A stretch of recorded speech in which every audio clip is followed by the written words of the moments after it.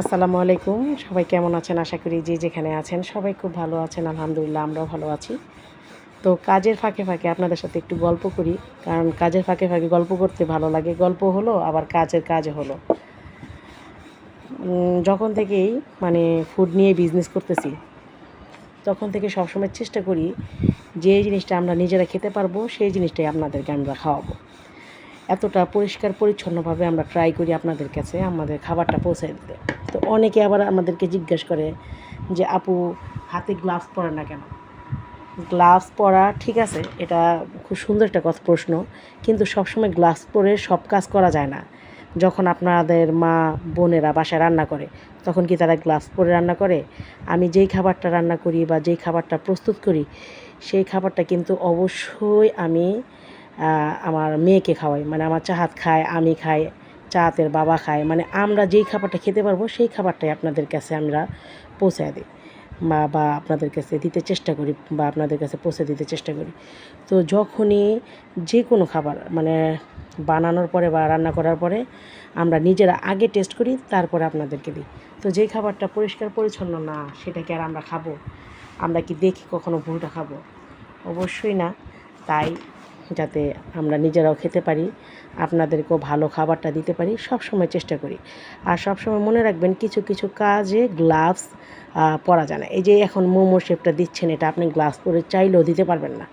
আপনি যতই ট্রাই করেন না কেন তাহলে এই শেপটা আসবে না, তখন মোমোটা নষ্ট হয়ে যাবে। তো অবশ্যই খাবার বানানোর আগে খুব ভালো করে পরিষ্কার পরিচ্ছন্নভাবে হাতটা পরিষ্কার করতে হয়। তো আমরা যখন ক্লাস শিখেছি বা ক্লাস করেছি তখন কিন্তু আমাদের এই পরিষ্কার পরিচ্ছন্ন মেনটেন করাটা আগে শিখিয়েছে। কিভাবে হাত ধুইতে হবে, কিভাবে পরিষ্কার পরিচ্ছন্নভাবে আপনাদের কাছে খাবার পৌঁছে দিতে হবে, সেই জিনিসটা কিন্তু আগে ট্রেনিং দেওয়া হয়, তারপরে ফুড। তো আমি যখন একটা ম্যাডাম মিতা ম্যাডামের কাছে যখন প্রথম ক্লাস করলাম মোহাম্মদপুর, সেইখানে আমি প্রথম যখন ক্লাস করছি আমাদের প্রথম দিনের ক্লাসটাই ছিল পরিষ্কার পরিচ্ছন্নতার ওপর, কীভাবে আপনাদের কাছে আমরা খাবারটা পরিষ্কার পরিচ্ছন্নভাবে মানে পৌঁছে দেব। যেই খাবারটা চোখ দিয়ে দেখতে ভালো না লাগে, হ্যাঁ, সেই খাবারটা কিন্তু খেতেও ভালো লাগে না। তাই ম্যাডাম সব সময় বলেছে যে যে জিনিসটা আপনি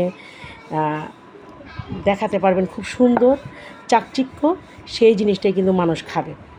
সেটা স্বাদ পরে আসবে, আগে সেটা ঘ্রাণ বা চোখের দেখা, যেটা চোখ দিয়ে যে খাবারটা বলা হয় এটা চোখের খাবার আর কি।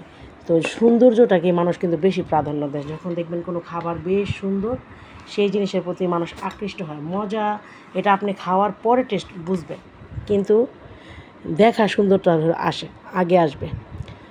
তো অবশ্যই মনে রাখবেন, আমরা চেষ্টা করি আমাদের কাছে আপনারা বিশ্বাস করে খাবার অর্ডার করেন। আমরা আপনাদের বিশ্বাস 100% রাখতে চেষ্টা করি, 100% আপনাদেরকে ফিডব্যাক দিতে চেষ্টা করি।